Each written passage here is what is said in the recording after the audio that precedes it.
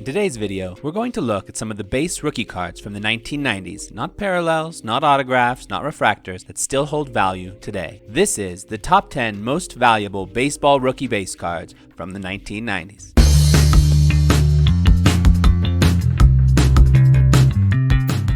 For this video, I'll only be choosing one card per player so that we can actually have 10 different player names. Number 10. 1995 Bowman's Best Andruw Jones. Andruw Jones was one of the most hyped up young prospects of all time, but he was definitely more than just hype. Jones played most of his career and all of his truly elite play with the Atlanta Braves, and then in 2008 started journeying from team to team. Upon retiring in 2012, Jones finished his career as a 5-time All-Star and a 10-time Golden Glove winner. In what would probably be said was his best season in 2005, he hit 51 home runs and 128 RBIs and ended up as the second place vote getter for National League MVP. Over his career, he had a WAR of 62.7. The PSA 10 version of Jones' card goes for a premium, especially because of its difficult gem rate, and due to the fact that the print run on this card was also a decent amount less than others we will see on this list later. Of the 3,125 cards graded by PSA, only 373 have come back as a PSA 10, which is only 12% of them. Number 9. 1990 Leaf Frank Thomas. If we were including short printed error cards, then Frank Thomas would actually have the number 1 card on this list, but since we aren't doing that, he falls to number 9.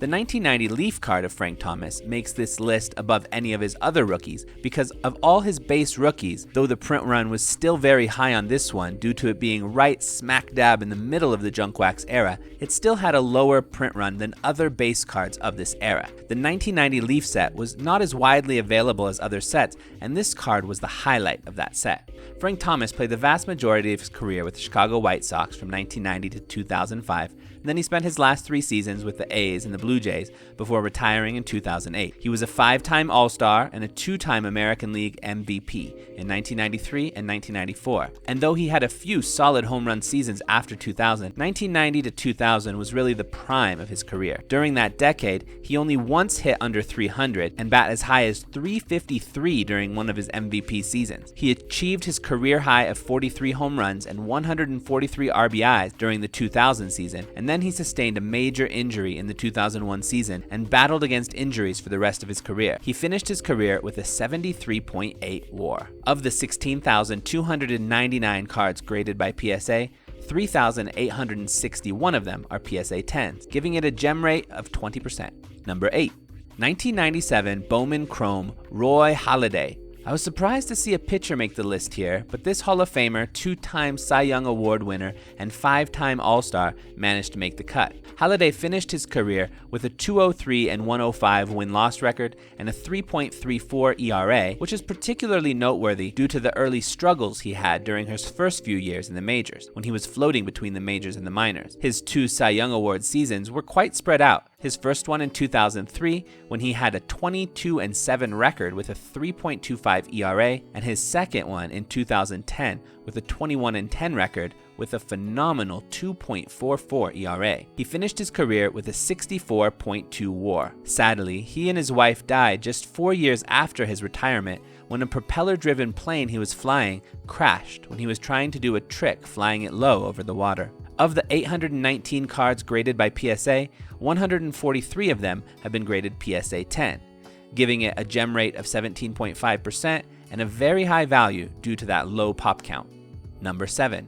1995 Bowman's Best Vladimir Guerrero. Vladimir Guerrero Jr. may be one of the big names in modern-day baseball cards, but his dad also was so during his time as well. He finished his Hall of Fame career as a 1-time MVP and a 9-time All-Star. He batted .318 over his career with a career high of .345 during the 2000 season. He also hit a career-high 44 home runs during that same season, though that season wasn't actually his MVP season. That belongs to the 2004 season, his one and only season with the Anaheim Angels, when he led the league with 124 runs and 366 total bases, to go along with his .337 batting average, 39 home runs, and career-high 126 RBIs. He finished his career in 2011 with a WAR of 59.5. Of the 4,957 cards graded by PSA, only 383 have been graded PSA 10, for an extremely low 7.8% gem rate.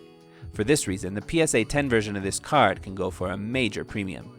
Number 6. 1992 Fleer Update Mike Piazza. I have to imagine that Mike Piazza is the best 62nd round draft pick in MLB history. When he was drafted in 1988, no one expected anything, and now he is known as one of the best catchers in baseball history. And you would think someone who wasn't seen as a major prospect might take some time before he was to develop, but nope, not Piazza. In his first full major league season in 1993, he won the Rookie of the Year, batting .318 with 35 home runs and 112 RBIs, and his career just blossomed from there. He was a 12-time All-Star, and in his best statistical season, 1997, he was runner-up for MVP and batted a phenomenal .362 with 40 home runs, 104 runs, and 124 RBIs. He retired in 2007 with a WAR of 59.7. Piazza's 1992 Bowman rookie card is usually considered to be his most iconic, but due to the fact that this Fleer Update series had a much shorter print run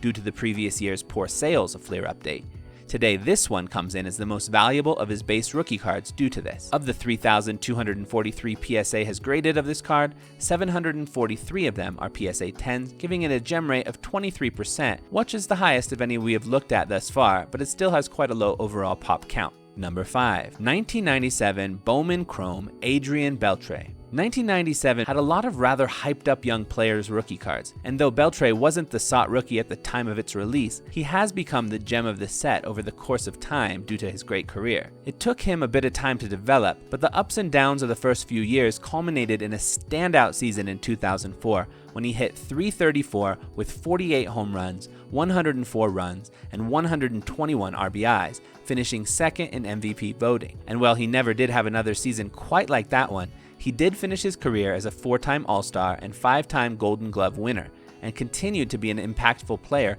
all the way up until he was 39 years old. When he retired in 2018, he had a WAR of 93.5, which is the highest yet on this list and puts him in the top 30 all time. PSA has graded 3,024 of this card, and 896 of them are PSA 10s, giving it a very high gem rate of 29.6%, but still a relatively low overall pop count, comparatively speaking. Number 4. 1992 Bowman Mariano Rivera. I mentioned before that I was surprised when a pitcher made this list, but it does not surprise me at all that this particular pitcher did, especially when you consider that this is his only true rookie card, and it was released in a set that had a much lower print run than most other junk wax era sets. Rivera didn't actually make his major league debut until 1995, but due to his spectacular play in the minors, Bowman decided to put him in this set 3 years prior to his major league debut. Rivera finished his career with a phenomenal 2.21 ERA, and he is the all-time leader in both games finished at 952 and games saved at 652, more than 50 over the second-place all-time save leader, and more than 170 over the third-place all-time leader. He also finished his career with the highest ever ERA plus score, which basically just means that his ERA was better than any of his contemporaries by a higher margin than any other pitcher ever. He retired in 2013 with a 56.3 WAR, which might not sound as high as some of the others on this list, but which is very, very good for a relief pitcher, ranking him first in WAR among any pitcher ever who has pitched less than 2,000 innings, and he only pitched about 1,200 innings, because relief pitchers don't pitch as many innings. The second closest pitcher with under 2,000 innings would be Satchel Paige, who pitched 1,695 innings and had a 46.6 WAR. In fact, among all pitchers on the all-time WAR ranking list, the top 200, Rivera has less innings pitched than any of them, except for Jacob deGrom, who certainly will eventually have more, as he's currently only pitched 15 innings less than Rivera did in his whole career with his 40.7 WAR. With all that in mind, Rivera's 56.3 WAR is really quite amazing. Of the 7,178 of this card graded by PSA, 1,473 have come back PSA 10s, giving it a 20.5% gem rate. Number 3. 1994 SP Alex Rodriguez. During 1994 and 1995, Alex Rodriguez floated between the majors and the minors, but when he had his first full major league season in 1996 at the age of 20, he hit the ground running. During his first full season in the majors, he was runner-up to MVP. He hit .358 with 36 home runs, 123 RBIs, a league-leading 141 runs, and a league-leading 54 doubles. His historic career has unfortunately been stained by performance-enhancing drug scandals, in which he admitted to using between 2010 and 2012. That has kept him out of the Hall of Fame. But even before 2010, he had already had a career of legends, winning league MVP 3 times and Golden Glove twice, and he finished his career with 14 All-Star appearances. Oddly, his highest batting average season was actually his first full season in the majors, though he did bat over 300 in 9 of his next 13 seasons. He had several seasons that could be considered his statistically strongest, one of which was during the year he won his 3rd MVP in 2007, when he bat .314 with a whopping 54 home runs, 156 RBIs, and 143 runs. His career-high season in home runs was in 2002, when he hit an amazing 57 of them. When he retired in 2016 at the age of 40, his WAR was 117.5, ranking him 16th all-time, just 2 spots behind Ted Williams and 2 slots ahead of Lou Gehrig. A PSA 10 version of his rookie card is extremely valuable today due to its incredibly low gem rate percentage. Because though 16,594 of his card have been graded by PSA, only 59, yes that's right, 59 have ever been graded PSA 10. That is a 0.35% gem rate. Even only 1,629 of this card have ever been graded PSA 9, meaning something like 90% of this card grades PSA 8 or lower. So yeah, with a PSA 10 pop count of only 59, that $7,500 price tag, despite the junk wax era print run, makes some sense. Number 2, 1997 Fleer Ultra David Arias. David Arias? Who's that? Ahaha, it's David Ortiz. Arias was his maternal family name. Ortiz was his paternal family name. During Ortiz's first couple of seasons, he went back and forth between the majors and the minors. 2000 was his first full major league season, where he bat .282 with 10 home runs. But he saw improvement over the next years, culminating in what was probably his best season in 2006, when he hit 54 home runs and 137 RBIs. And he was walked a league-leading 119 times that season as well, highlighting that teams were scared of his bat. In 2007, he actually led the league in on-base percentage at .445, as he had a league-leading 111 walks to go along with his career-high .332 batting average. Ortiz continued to be impactful all the way up until 2016, when as a 40-year-old, he bat .315 with 38 home runs, a league-leading 127 RBIs, a league-leading 48 doubles, a league-leading .620 slugging percentage, and a phenomenal .401 on-base percentage. As a 40-year-old, impressive. I can barely tie my shoe without getting sore muscles as a 40-year-old. He finished his Hall of Fame career in 2016 with 10 All-Star appearances and a WAR of 55.3. Fleer and Fleer Ultra were the only 2 1997 sets to include David Ortiz in the mix, meaning he has very few true rookie cards out there, which has helped them to be quite valuable. And since these sets were not overly printed like so many others on this list, it has also made it even more difficult as a card to find in the wild. PSA has only graded 525 of this card, and 122 of them have been graded as a PSA 10, giving it a 23% gem rate, which is quite high, but with that very low overall pop count, it's quite a sought and valuable card.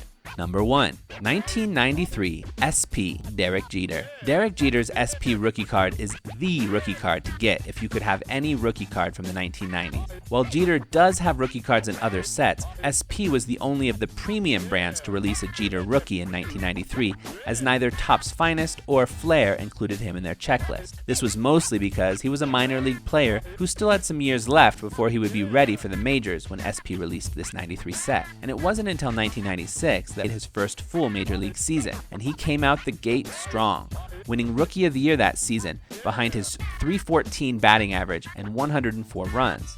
Over the next 2 decades, Jeter would go on to have a Hall of Fame career with 14 All-Star appearances and 5 Golden Glove awards. And while a massive 19,447 of this card have been graded by PSA, only 21 of them have been graded as PSA 10 due to the extremely sensitive foil covering on it, giving it an almost absurd gem rate of 0.1%. In fact, even only 612 have ever graded PSA 9, which means 97% of this card have been graded as PSA 8 or lower. There's more PSA 3s than there are PSA 10s. Due to this extremely low, high-grade pop count, even the PSA 9 version of this card can approach 5 digits, and the PSA 10 is so rare that it's difficult to even say its value, but it's certainly a lot. Were you surprised by any cards that made or didn't make this list?